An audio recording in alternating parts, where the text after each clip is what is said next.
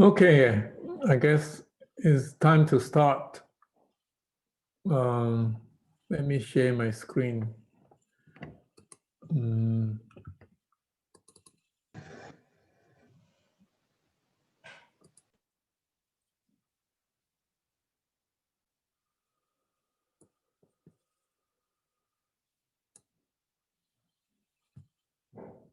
This to the side.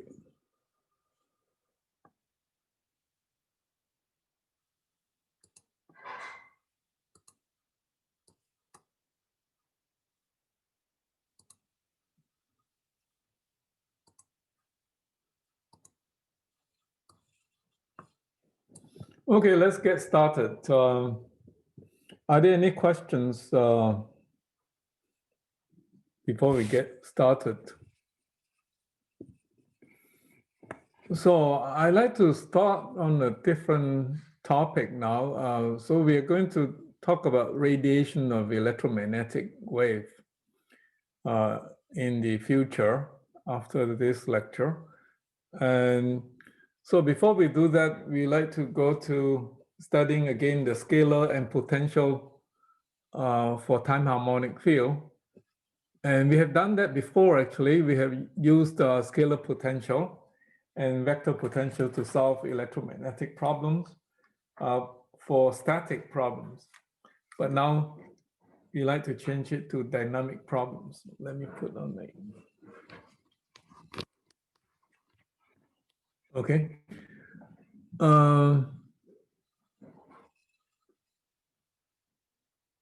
So we're going to talk about scalar and vector potential for electrodynamics, and then we come to emphasize that a little bit more, and then ask the question when we can use static electromagnetic theory and when we can use quasi-static electromagnetic theory, because they are also very useful.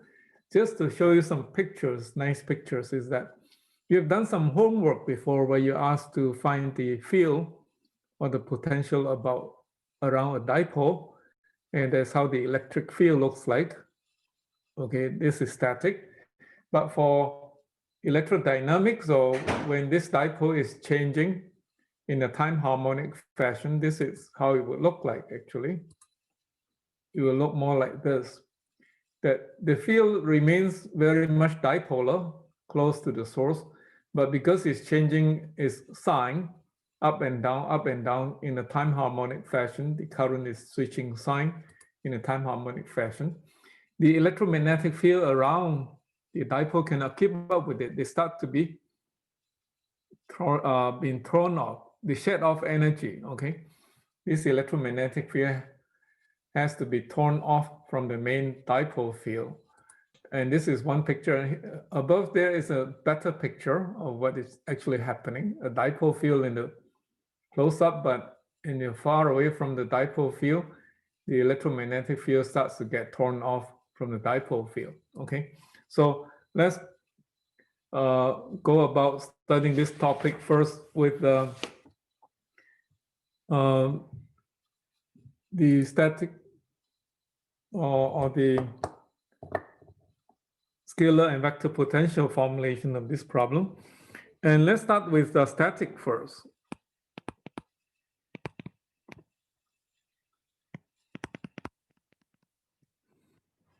And that we have done before. Okay, in electrostatic and magnetostatic, Faraday's law just becomes this. Ampere's law just becomes this. And then we have Gauss' law for the electric field is just that. Or maybe it should be charged, okay? And then Gauss' law for the magnetic field is just that. So we have to solve these four equations when the frequency is equal to 0.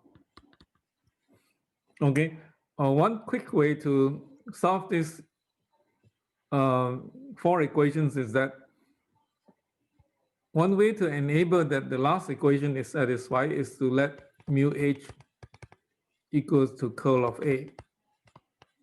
Okay, and then this will ensure that divergence of mu h is divergence of the curl of A. And divergence of a curl of something is always equal to 0, okay? You can prove that very easily because you can easily prove that A dot A cross B is equal to 0. You can prove this by geometrical argument because A cross B will give you a vector that's orthogonal to A. And then when you dot with A again, you get 0. Or you can prove it algebraically by plugging in the vector representation for A. If you plug in A, for instance, in this manner,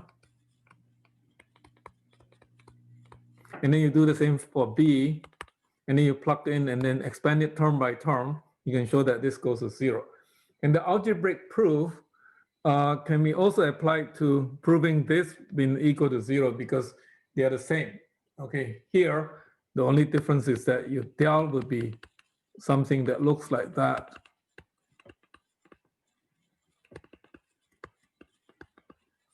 Okay, so the proof is very similar. Because of that, then the last equation is satisfied. And because the last equation is satisfied, now we can plug in this representation to that second equation, which is Ampere's law.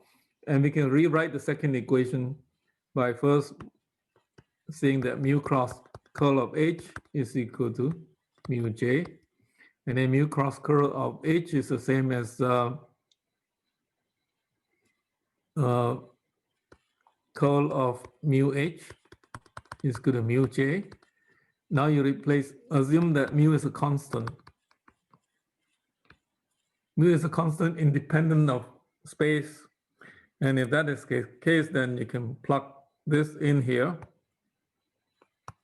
Okay, you will get curl of A equals mu J. And then you use back of the cat formula for this. This will be divergence of the gradient of divergence of A is the Laplacian of A is equal to mu J. And you can use the Coulomb's gauge. The Coulomb's gauge that divergence of A is equal to 0. This is called Coulomb's gauge. Okay, then you will have the equation that we have before, which is called the vector Poisson's equation. Okay, so that was how we solve electrostatic problem. And in order to solve this is how we solve the magnetostatic problem.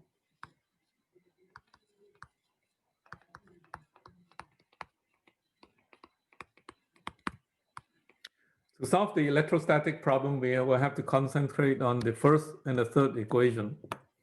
Okay, and in order to solve the first equation, which is over here, again we make use of the fact that curl of the gradient of psi is equal to 0, and this identity can be proved algebraically by substituting in gory detail the definition for del, or you can also argue it geometrically.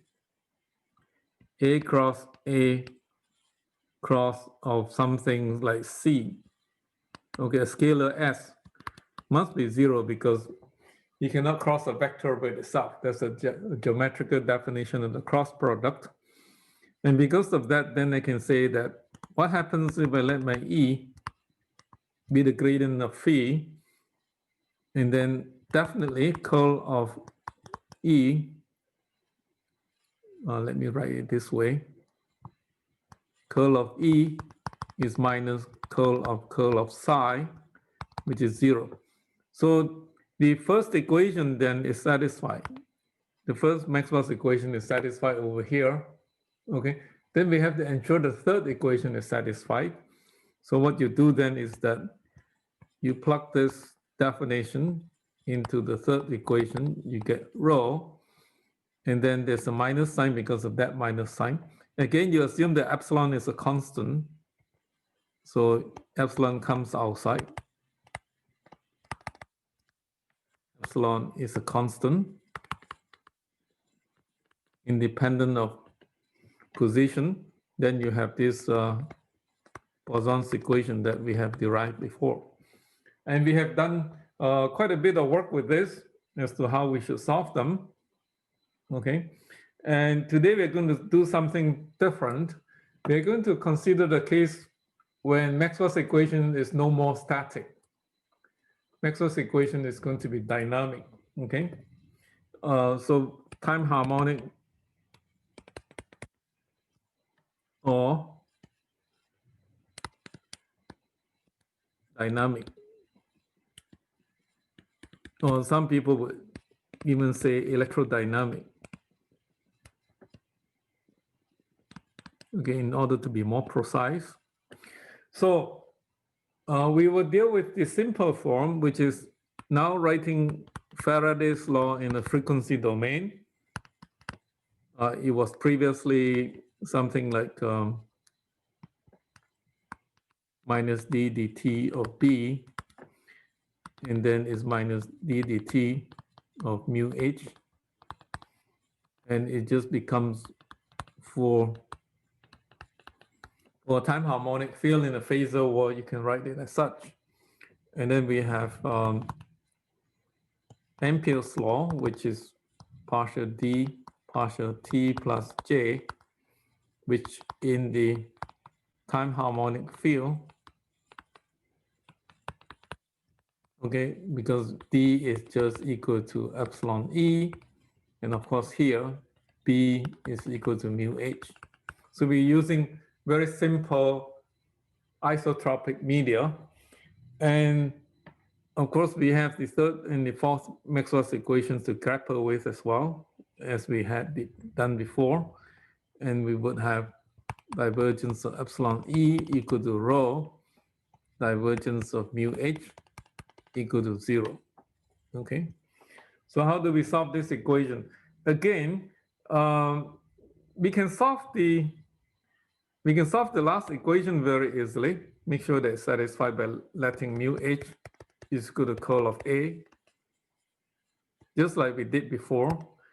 Then very clearly divergence of mu h is divergence of curl of A, and by definition of dot of a curl is equal to 0, or divergence of a curl is always equal to 0. So the fourth equation is automatically satisfied.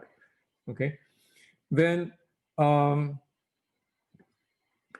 if I plug in the definition of H into the first equation, okay, from the first equation, if I plug in the definition of what H is, then I would have something like curl of A.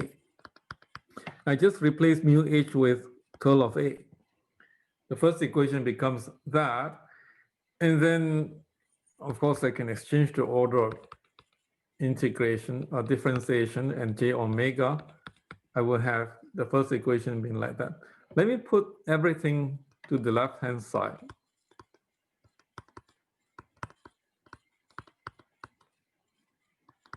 Then this must be true. I just put everything to the left-hand side. This must be true. But curl of something is equal to 0. Curl of what is equal to 0? We all know that if you let this thing be gradient of phi, or minus the gradient of phi to be consistent with what we had done before, then if we let E be equal, or E plus j omega A to be minus gradient of phi, then this equation is automatically satisfied, which means that E should be written as minus j omega A minus gradient of psi. Okay, which means that in the frequency domain, we can always, if we have found a phi or phi function, and if we have found the vector potential A, we can always find E. So this is called a scalar potential. Same name as we did in the electrostatic case. This is called the vector potential.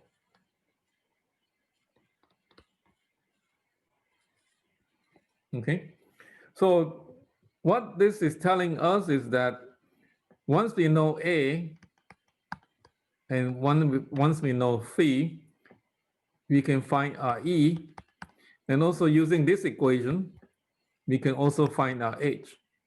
Okay, so we will assume that J and rho are given. Okay, the fact that this source and this source are given, and the question is, how do we solve this equation when J and rho are given?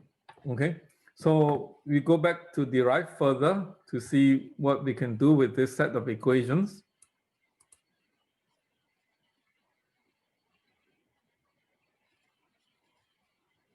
Okay, so now we have satisfied the first equation, sort of. We have satisfied the last equation, but we haven't quite satisfied the second and the third equation.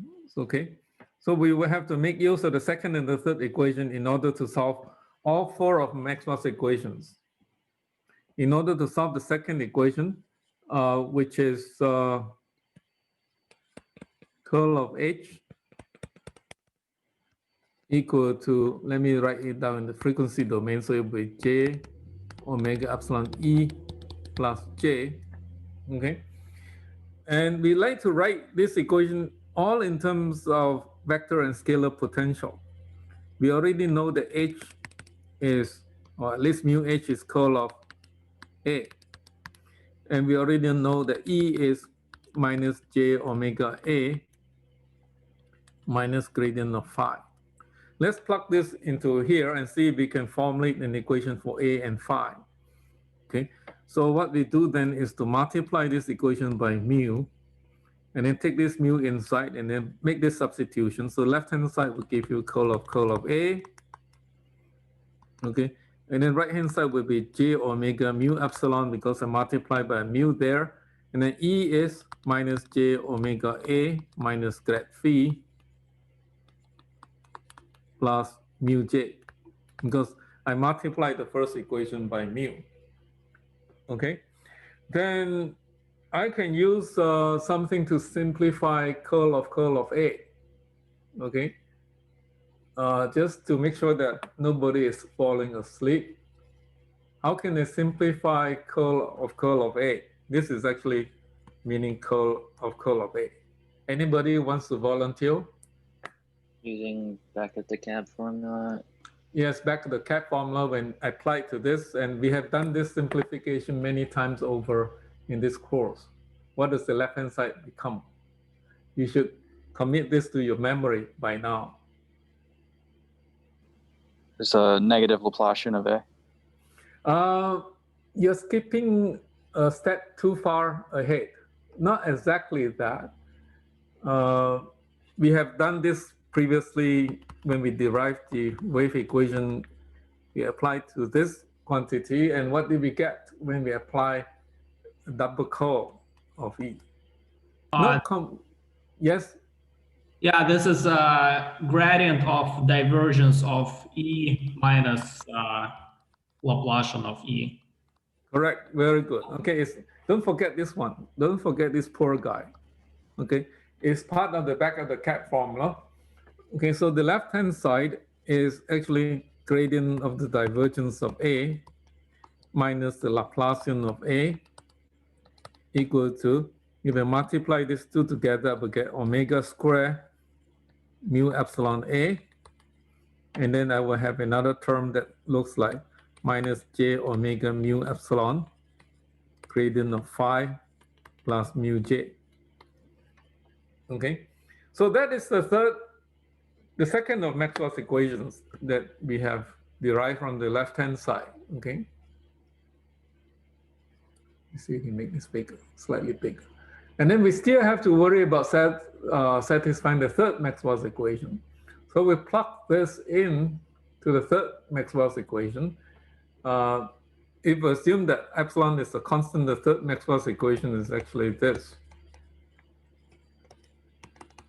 Okay, I can take the epsilon outside. if it's a constant and now I can plug in my E, I will get, it should be divergence of epsilon on the outside, and then E is minus j omega A minus gradient of phi, okay? And then that should be equal to rho. And I can actually take the rho on the other side and write this as, this together with that given the Laplacian. Okay, and then the second term is j omega divergence of A coming from this term. And then I should have rho over epsilon on the right-hand side. Because I take this epsilon and put it on the other side. Okay, so the second Maxwell's equation becomes this, and the third Maxwell's equation becomes this. Okay, this is Gauss's law, and this is Ampere's law. And they look quite complicated. Okay, not at all simple. If I rewrite the equation more carefully, I would have something that looks like a minus Laplacian of A plus gradient of the divergence of A on the left-hand side. And then I will have omega squared mu epsilon of A. And then I will have this put to the left-hand side where we j omega mu gradient of phi is equal to mu j. Okay, this equation becomes like that. And these two equations still look very, very complicated. Don't you think so? Not any simpler than Maxwell's equations that we have solved. But we can do something clever to make these two equations simple. Because we have not stipulated what divergence of A should be. Remember, we never make divergence of A equal to 0. In this case, if divergence of E equal to 0, then this will just become Laplacian. Somebody answered a double curl should become a Laplacian. That is only true if divergence of E is equal to 0. If divergence of E is not equal to 0, you cannot say the double curl of E is equal to the Laplacian of E. Similarly, the double curl of A is not equal to the Laplacian of A unless you can argue that this is equal to 0. Okay, and in the static case, in the Coulomb's gauge, okay, in static, we particularly make use of this to simplify the left-hand side. But here, we have a choice. We can think of divergence of A not being equal to 0 and choose divergence of A to be something special. And what happens if I choose divergence of A so that these two terms cancel each other? Okay, so what do I need to do then? I would have to say that divergence of A is minus j omega mu epsilon phi. Can you see that? If I pick my divergence of A to be equal to that, then these two terms will cancel each other. Can you see that, or do you need me to elaborate on that? You see, both of them has a gradient, okay? And divergence is chosen to be this one, then these two terms will be the same because they will have this prefactor. So can you see that if I choose divergence of A to be that clever number or function, then the two terms will cancel? Or you need me to elaborate? Or maybe I can let you stare at it for a while before you can see that these two terms cancel each other. I can see that they cancel each other, but it's not clear why do we have this freedom of choice of the gauge. Okay, let me explain to you why we have the freedom of the choice, okay? So we choose to choose divergence of A to be anything. And I'll explain to you later as to why we have the freedom. That's a very good question, okay? So with this freedom, I choose divergence of A so that these two terms cancel each other. Then the equation that we have left then, if I can write on the next page, is that this equation becomes simpler. It will just become minus Laplacian of A. And then because the two terms cancel each other, I only have this term left. And then I will have mu j on the right-hand side. okay? Or if I want, I can just put the plus sign here and put the minus sign on the right-hand side. And then I have this other term. If I choose divergence of A to be equal to this one, then this other equation for the scalar potential will look something like this. And then if I have a minus, then I would have divergence of A is negative, negative, plus I will have negative omega square mu epsilon phi equal to rho over epsilon. Okay, can you see that? So if I substitute this in there, the minus and the minus sign will cancel each other. The j and j multiplied together give me a minus sign. So I'm left with a minus sign left over. Okay, so again, I can take this and put this a plus sign and put the minus sign on the right-hand side. Okay, so these two equations are much simpler now compared to before. They are also decoupled. They're simpler. They're decoupled from each other. Okay, that means that the equation which has A only has A.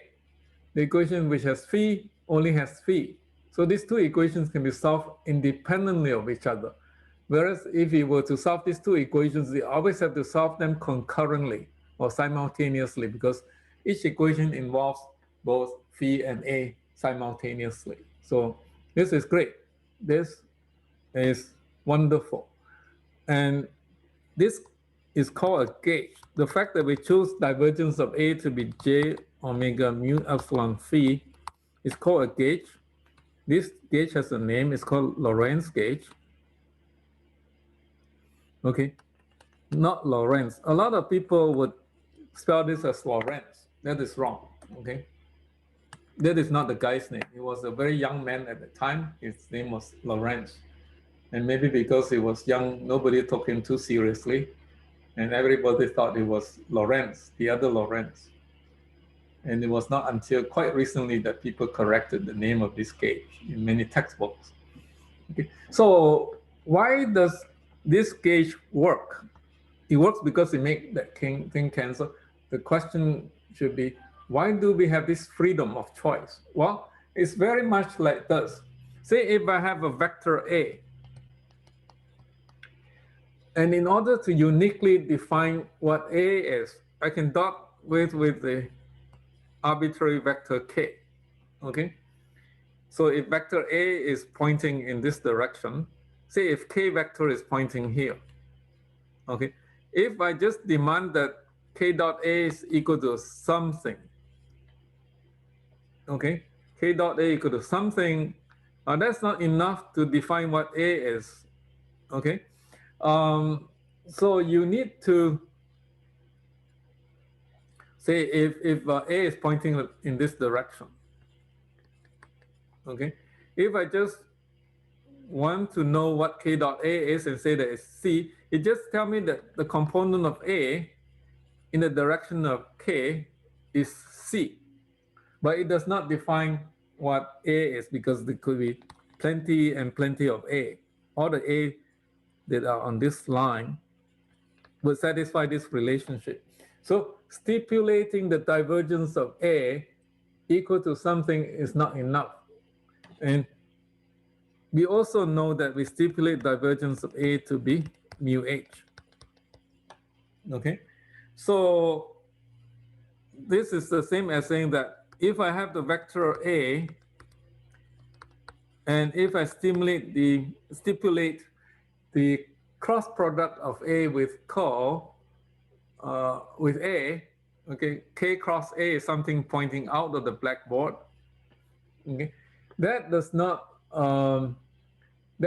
stipulate A also. This equation does not stipulate what A is. Okay, you can think of H is pointing out of the blackboard, and that K cross A, there could be many A's that have the same cross product. Think of A as being, maybe one way to think of it is that A is A perp plus A parallel. You can always decompose A into a component that's perpendicular to K, okay, which is the component that is pointing out of the paper, or actually there could be many, many components that are perpendicular to A, and then parallel to A, which is this component, okay? So A can always be broken up into this, and in order to stipulate A uniquely, you have to stipulate what is cross product with K is, as well as what is dot product with K should be. So this is just using a scalar explanation for this, and then you can use the same explanation, even though it probably needs more justification, that in addition to stipulating the curl of a vector, you need to also stipulate what the divergence of the vector is before you can uniquely stipulate or define what that vector A is, okay? And think of this simple illustration as an example. The cross product with del operator is more sophisticated, but I will not discuss that with great detail. So because of that, you have a freedom of choice as to what the divergence of A should be. And we choose it to be j omega mu epsilon phi, and this is called the Lorentz gauge.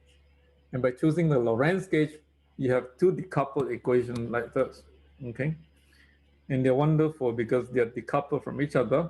Are there any questions as to why the Lorentz gauge is needed, why it works, and why it causes A to be uniquely specified? Okay, any questions before we move on? Yes, Professor, I had a question. Is choosing the Lorentz gauge, does that like change the physical properties of the situation that we're talking about, or what? How does that translate into what we're actually describing for the physical situation? We did not change the physics. Okay, that would be bizarre if we changed the physics. Our initial goal was to solve these four equations. Okay, and we said that we want to solve them in a way using scalar and vector potential. So we define a vector potential A that has this property. Then the fourth equation is automatically satisfied, and then we stipulate E to be this way. Okay, or stipulate E. Then the first equation is satisfied.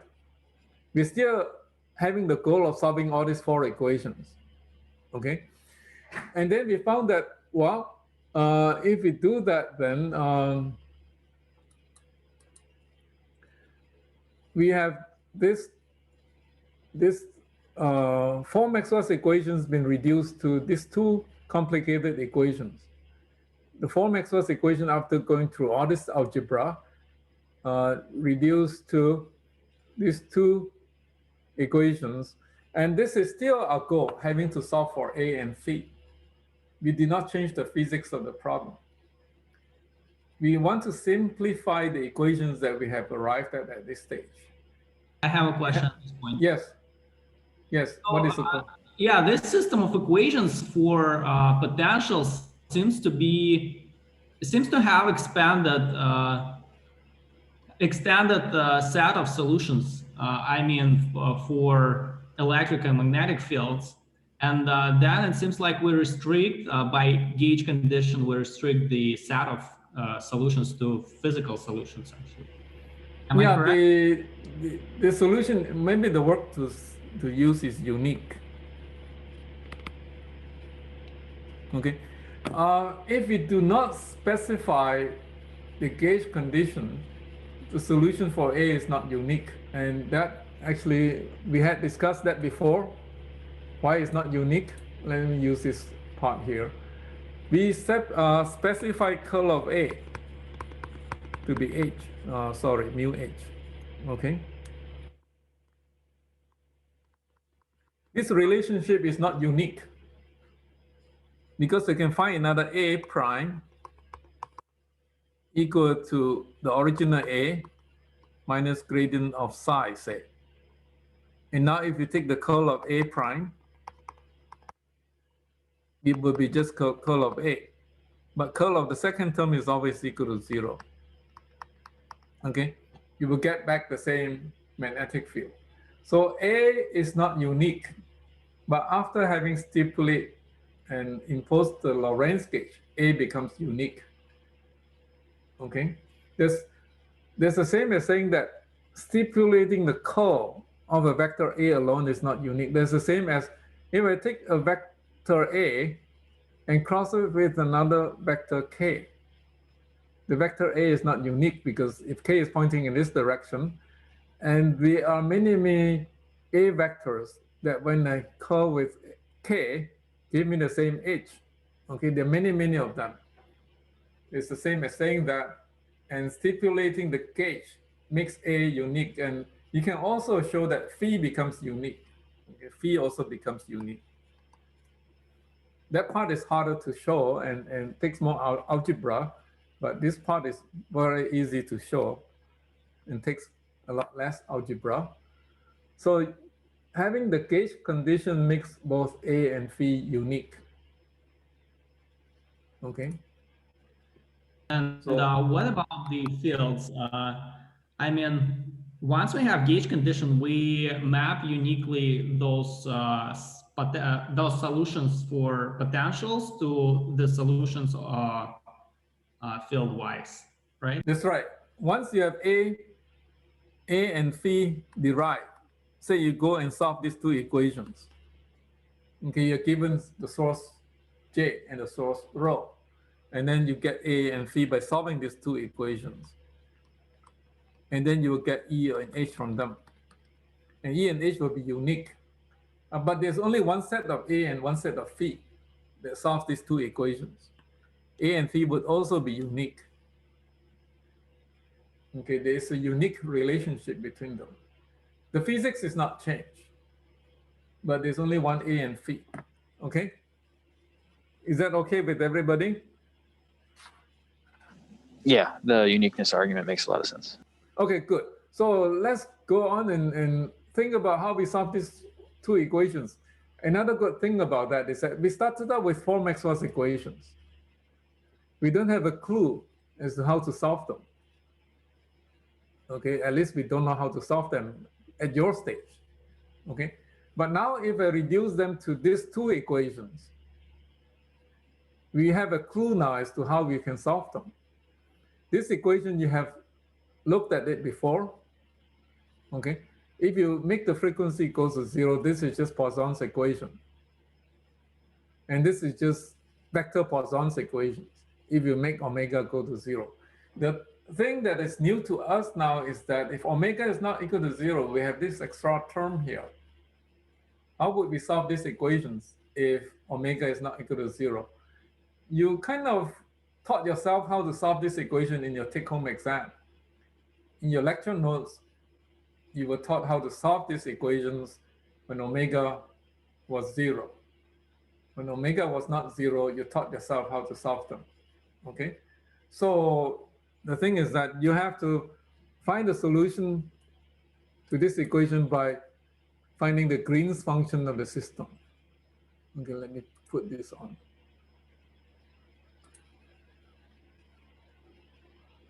So that I don't lose anything.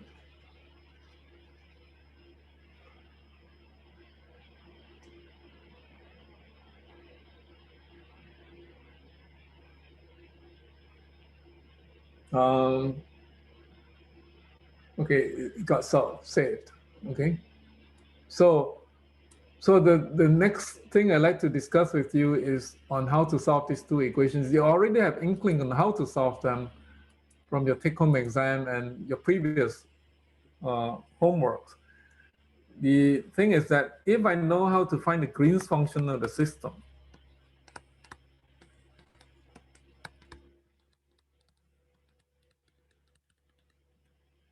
that is, if I know how to find the point source response of this equation, then I can use the principle of linear superposition and solve this. I think in your take-home exam, you were asked to solve for the case when this is equal to this. Okay, and this has been solved many times over in many textbooks. And that the Green's function for this problem is e to the minus j beta r minus r prime over 4 pi r minus r prime. Okay. Previously, when omega goes to 0, this is just 1 over 4 pi r minus r prime. And this was derived using Coulomb's law.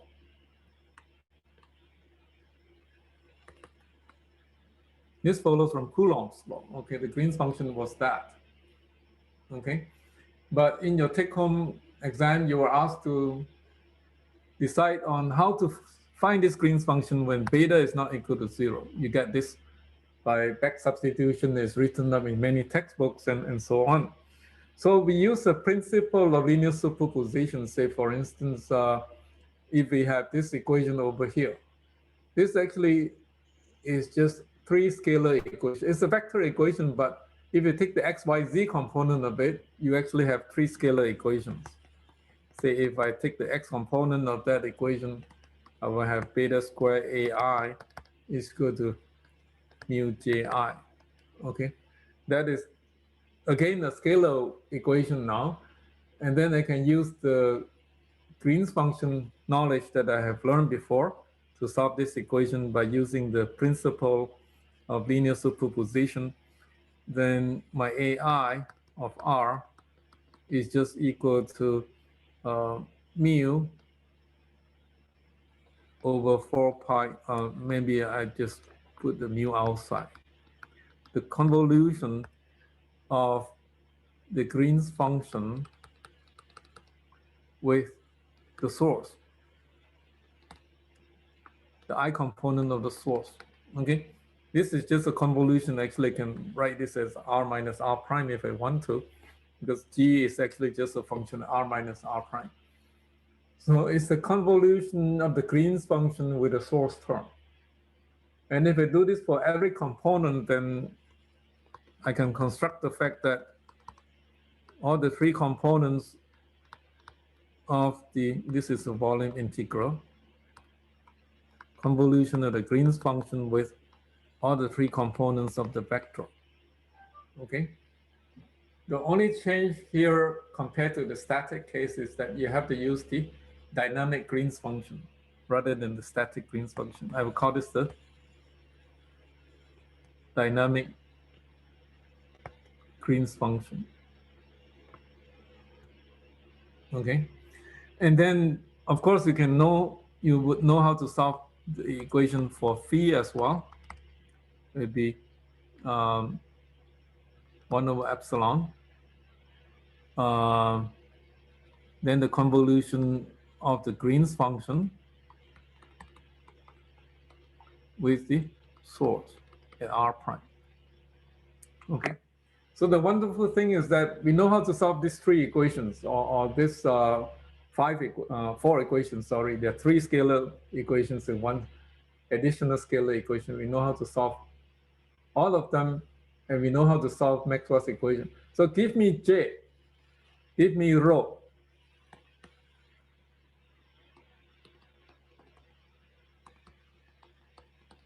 Give me J and rho. I can find A and phi for you. And having found A and phi, I can find E and H everywhere. So at least this works out a process for finding the solution to Maxwell's equation given arbitrary source. Okay? I have a question. Yes, sure. Do those integrals always converge?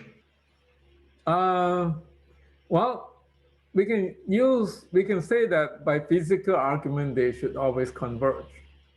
Because if the field is physical, it has to be finite. And if this field is physical, it has to be finite.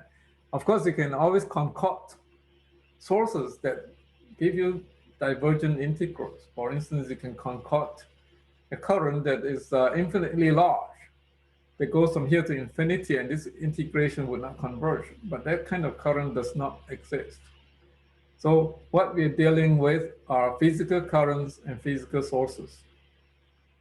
Then this integral would always converge. And the singularity that you have to deal with is 1 over r. This is an integrable singularity. If you're worrying about this singularity as well, you are integrating something singular, okay? And that would always converge because I'm just talking more mathematics here now, okay? So there are two issues as to why this integral may not converge. If I look at this integral, okay, if I just look at the I component of R, there are two reasons why it will not converge. That is, you're integrating over an infinitely large volume. That is, if you make your source very, very large, that it goes to infinity, that integral will not converge. Another thing is that the singularity of the Green's function here, if you look at the Green's function, when R and R prime are very close to each other, okay, when they get very close to each other, this is singular. Okay, the singularity is, I would say, integrable. This is an integrable singularity. This is actually talking about mathematics. The reason is because the v prime is the x prime, the y prime, the z prime. So it is proportional to delta x, delta y, delta z. So it's proportional to a small volume, whereas this singularity is proportional to 1 over length, okay? It grows as, maybe you can say that it's proportional to the spacing. Say if you take the spacing, it grows as like that. So it's never going to beat the rate at which this is going to 0. This is always going to 0 faster than how fast that thing is going to infinity. So this integral would always converge. No problem about that. And when you worry about computation and integration, if you are worrying about doing advanced computation in this area, of course, that is a very important issue. Does these integrals converge? Okay, but you don't have to worry about that at this point. In this course, you will only be dealing with convergent integrals. Okay. Another thing I like to mention to you is that this Green's function with this term at the top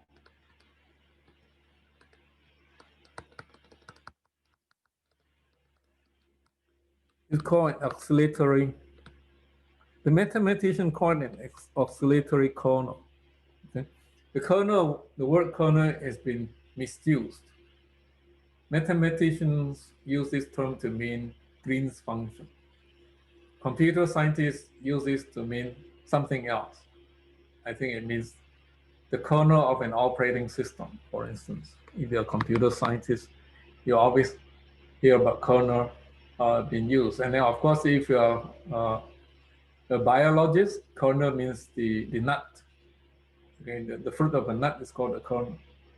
Okay, so this is an oscillatory kernel because if you plot this function, it would become singular. Okay, singular, and then the rest of the time it just oscillates. That's what this thing does to the thing. Whereas if it's a static Green's function, this oscillation will not be there. Okay. So we know how to solve for A and phi, and the next thing I'd like to discuss is actually something that is a departure from this. Okay, the departure from this, which is that we have talked about statics before. Now we are talking about dynamics, electrodynamics. Okay, we like to know where is the boundary between dynamics and statics. That is, when do we have to use static theory and when do we have to use dynamic theory?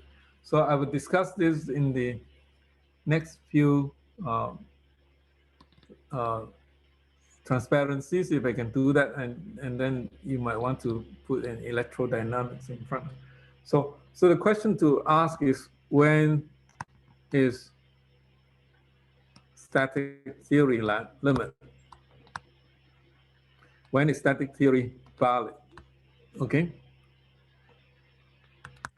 Well, if static theory is valid, then it goes into the circuit theory regime. Circuit theory is great because it's simple. Okay. Well, when you deal with electrodynamic theory, well, it's great because it captures all the physics of Maxwell's equation, but the math is complicated. The physics is also complicated. Okay. So let's look at Maxwell's equation. Again, Faraday's law is just that. Ampere's, Faraday's law is not that, sorry. Faraday's law is J omega mu H. And then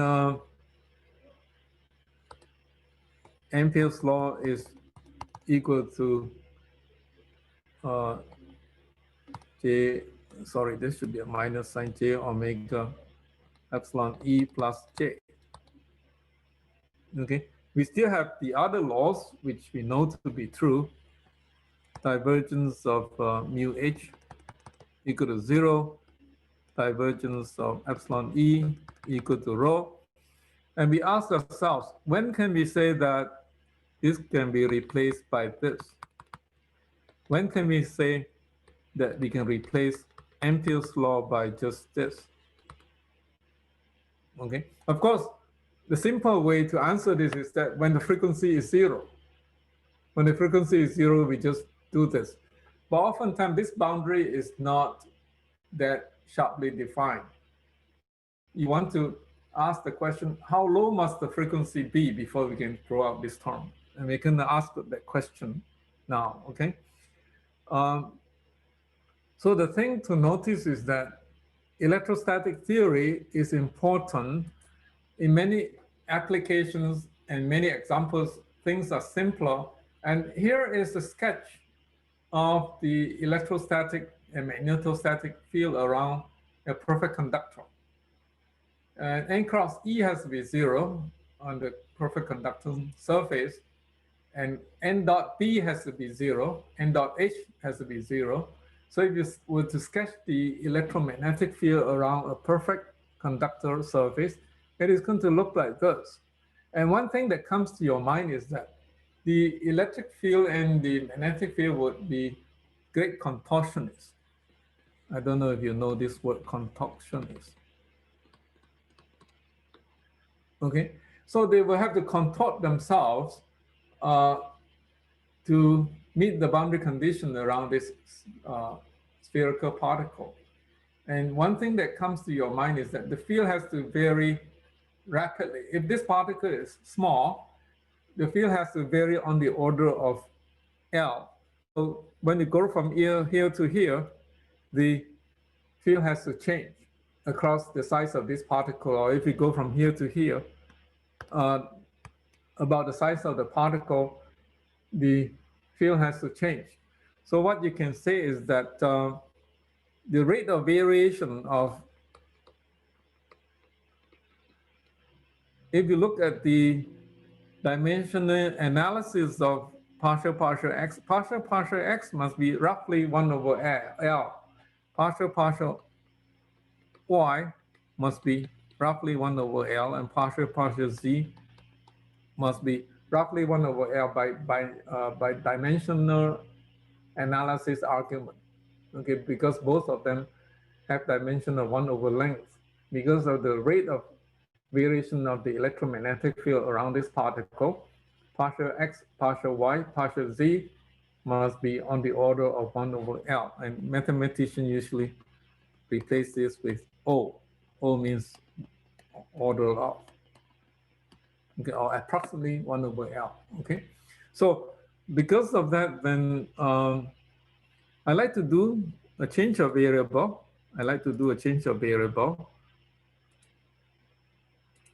So that I like to let a new variable x prime to be x over L, y prime to be y over L, and then z prime to be z over L. So that when in the new coordinate system x prime, the size of the particle is order 1 or about 1, okay?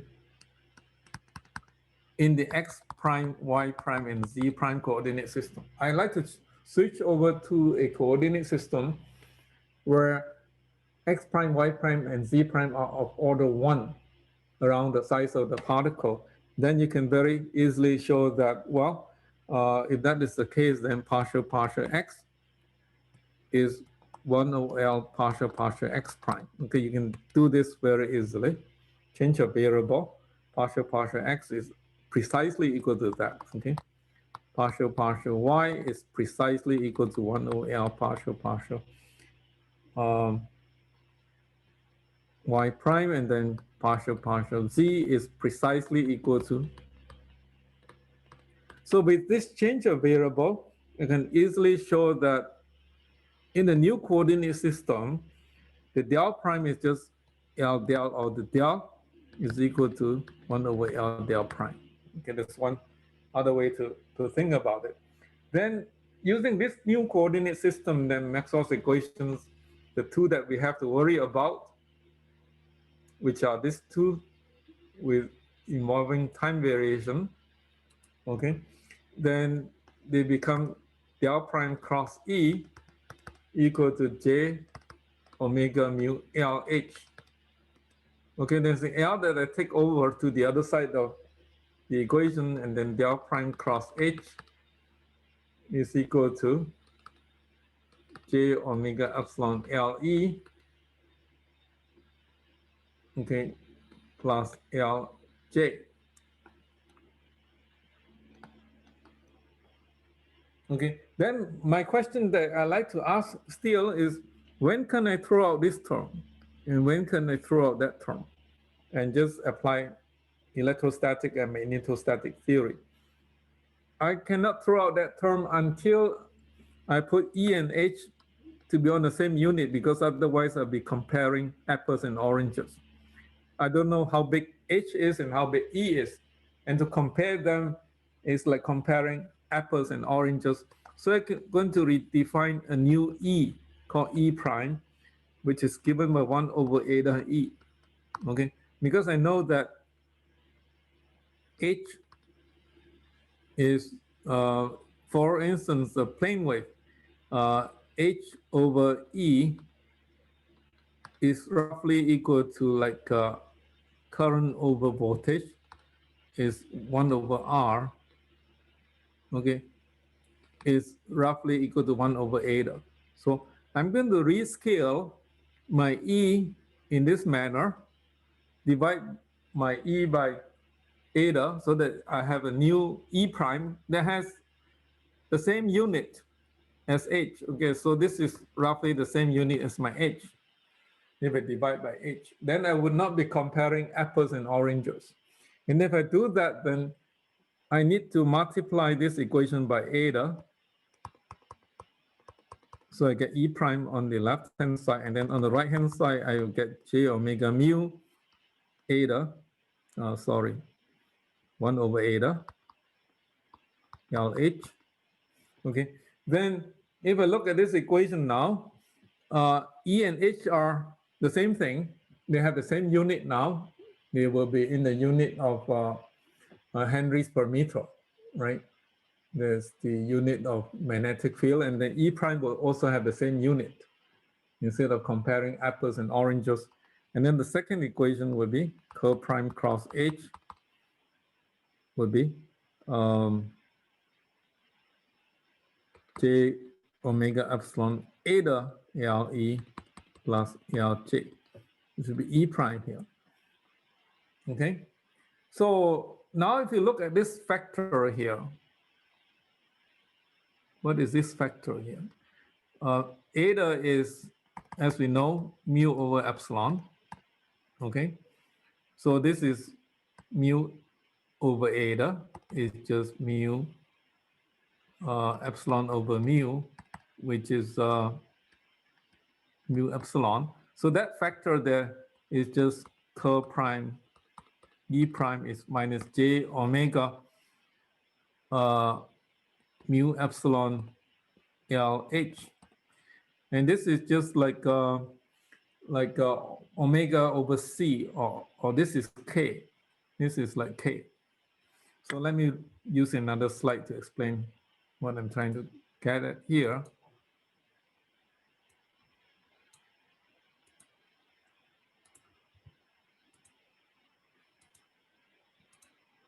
What I'm trying to get at is that,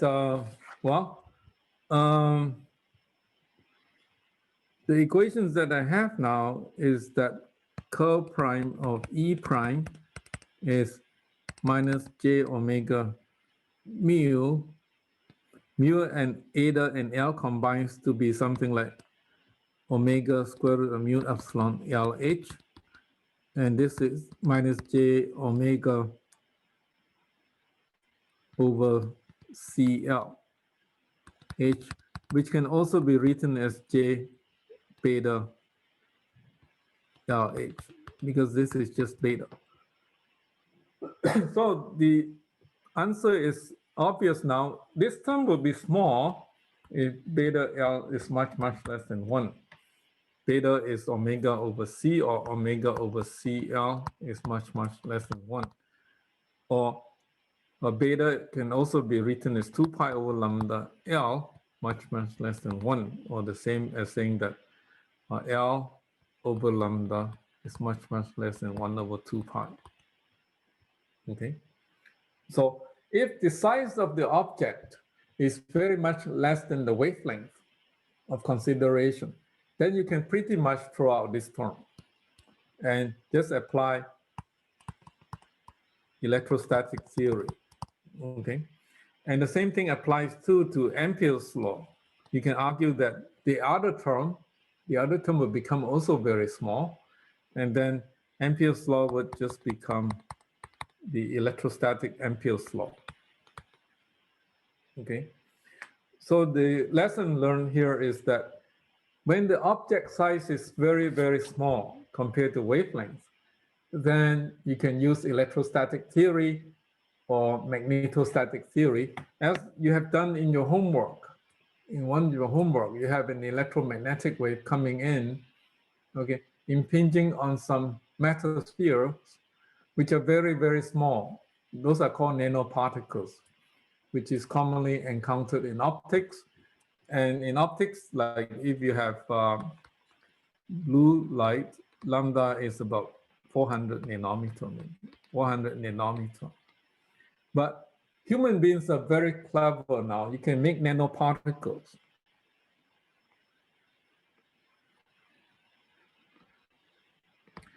About 10 nanometer quite easily, okay? And transistors that some of these companies like Samsung or TSMC and so on can make are on the order of less than 10 nanometers. If you read the news about the size of transistors now, you can make them much, much smaller than the wavelength of a blue light, okay? So if you were to look at the physics of this interaction of the particle with the electromagnetic field, you can apply electrostatic theory to analyzing them. And that's just exactly what you have done. You have this problem, and then you have an electromagnetic wave coming up to this particle. And then instead of solving Maxwell's equations in their full glory, in matching boundary condition, you reduce this or reduce this solving a static problem. Remember, we just put the potential and just solve for the solution of Laplace's equation around this particle mesh boundary condition. And then you found that the scattered field is related to the incident field by these formulas. This is the scattered field outside. This is the incident field inside. And these particles would respond in this manner, even though they are in optics. In optics, the wavelength is very, very short compared to microwave, but the wavelength is still very large compared to the nanoparticles. So you can apply electrostatic theory. And one thing to note here is that if this spherical particle is made of plasma, plasma can be negative, okay?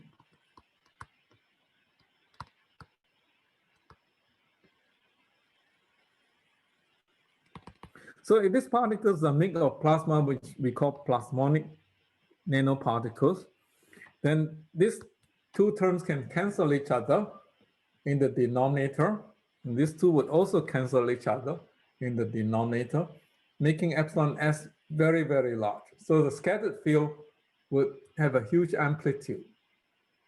And you have this glistening of nanoparticles. I don't think I have the picture here, but it's in the lecture notes, okay? So I'd like to move on. Any questions on this? Sketching of electromagnetic wave by plasmonic nanoparticles, even though we are in the optical regime. We can still solve Laplace's equation to obtain the physics of the problem quite well. Any questions on this?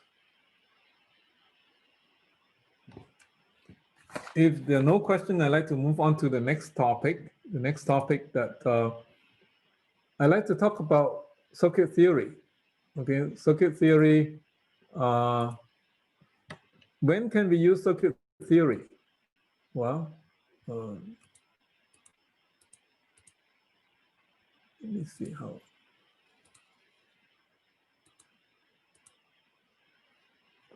Okay, when can we use circuit theory? Again, as we said before, we can use circuit theory if the size of the objects are all very small compared to wavelengths.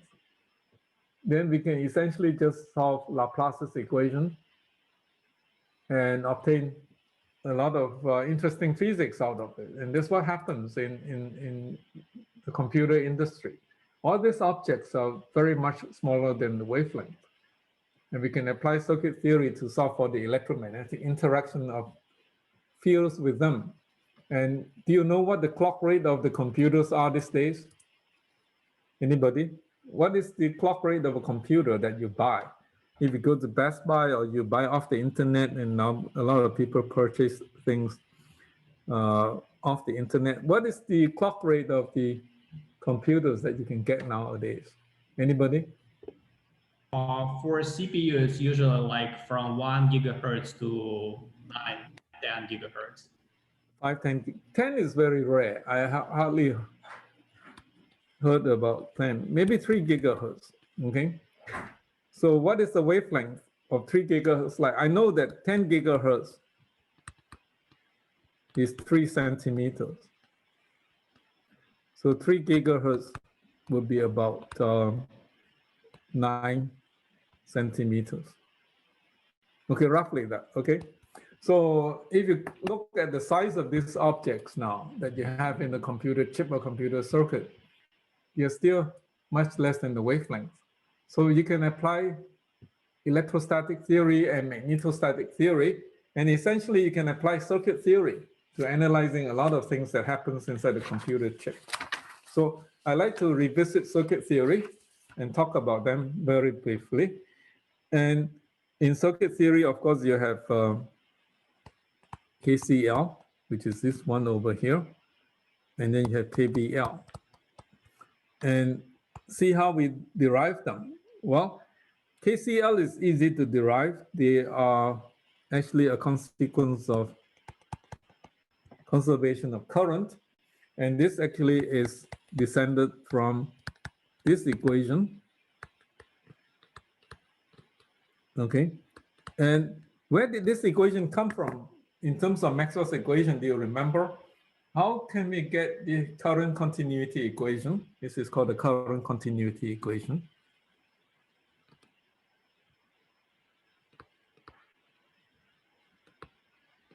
How can we get the current continuity equation from Maxwell's equation? Do you remember, anybody? Can you do the mental gymnastics and figure out where this equation comes from in terms of the 4 Maxwell's equations? It seems like we take the divergence of Ampere's law and then differentiate over time Gauss' law for charges. Okay, very good. Yeah, you are more or less correct. If you look at Ampere's law, okay, you have this equal to that with the plus sign over here. If you take the divergence of this equation, okay, left-hand side is equal to 0, diff of a curl is equal to 0, then you will have divergence of D plus divergence of J.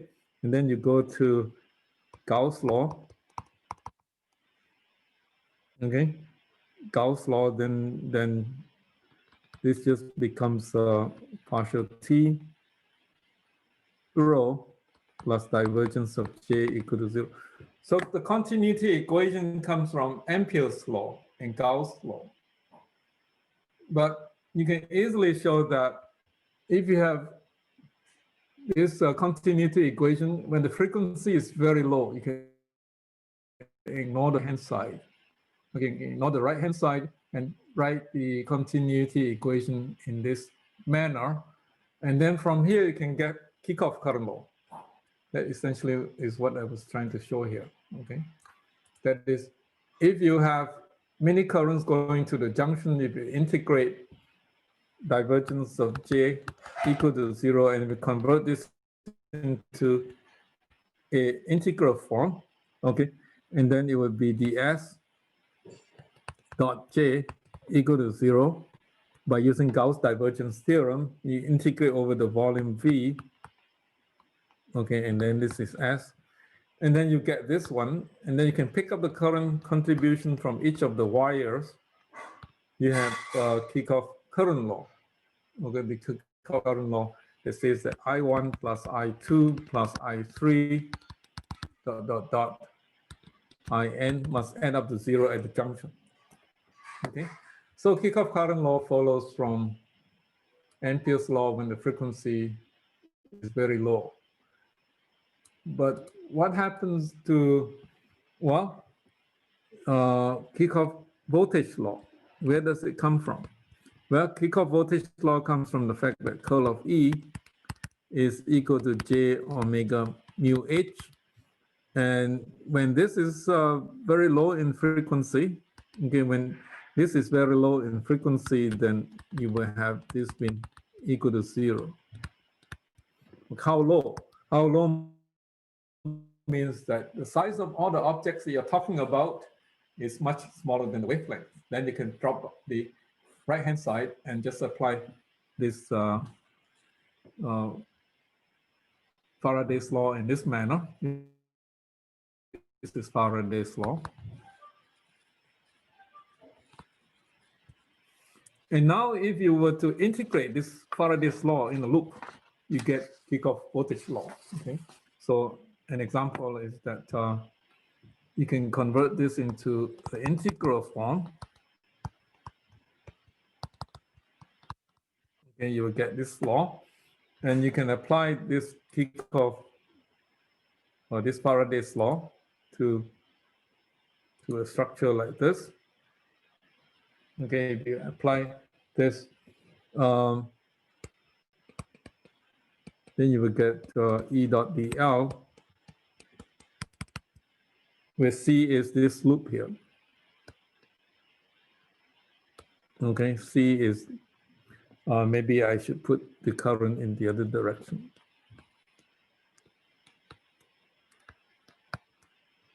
Okay, and if C is that loop over there, then you can show that because of this thing, it has to be that sum of all the voltages must be equal to 0, with J is equal to 1 to N. When you define the voltage drop to be something like E is equal to minus grad phi, and then E dot dl between the point A and B is equal to minus grad phi dot dl AB. And then you can show that this is phi B minus phi A with the minus sign. So this is essentially phi A minus phi B. Okay, this integrates to that. That can be very easily shown. The fact that grad phi dl AB is phi phi B minus phi A can be easily shown by assuming that this is a straight line. If you do this in 1D, this is just, you convert this to a straight line, AB.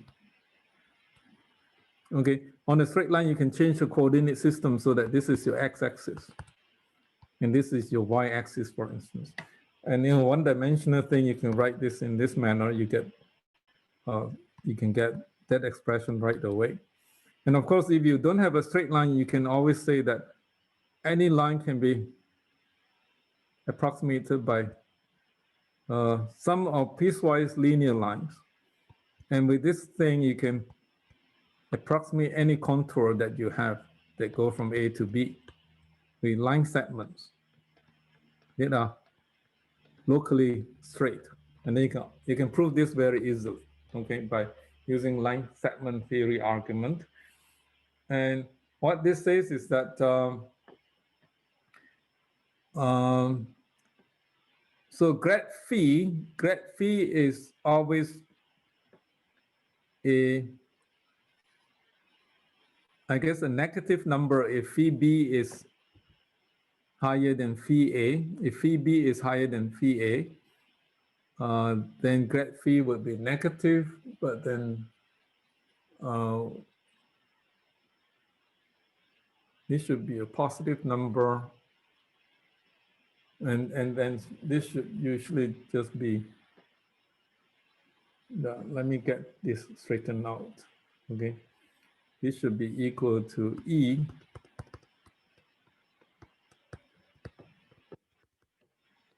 dl with a minus sign. This should be equal to phi A minus phi B, right? If I got my things correctly. And let me check if my physics is correct. So if phi A, and this is phi B, if phi A is say larger than phi B, means potential here is higher than here, that means that the electric field must point like this, okay? Because E is minus grad phi. Okay,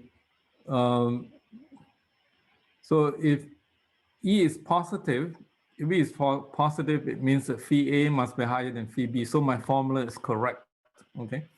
So you can do a physics check and sanity check to make sure that you don't have a sign error, okay? So when you integrate this from point A to point B, you get phi A minus phi B. And then you can use that to describe the potential between A and B. So this is VAB. Okay, this is VAB. Okay, and then you can use that to actually write down the Kickoff voltage law. And you can also do likewise for when you have a circuit like this. And if you have a negative resistance, you can use that to model a voltage source like a battery. Inside the battery, the electrons are moving opposite the direction of the electric field. And you can say that this is very similar to having a negative resistor. And you can use negative resistor to model a battery, and then you can write down Kickoff voltage law for this geometry. I'll let you go since I'm running out of time now. I'll stop here and resume again next time. Are there any questions before we quit for the day? Okay. I have a question, yeah, but, sure. I will probably ask that on the office hour, because I think it will take some time to answer it. Okay. Okay, you can ask during office hours. Okay. Then I'll let you go then, since I'm running out of time. Okay, I see you next lecture then on Thursday. Okay. Let me see, I should end my meeting. Thank you, Professor Chu. Okay, thank you. Thank you for coming.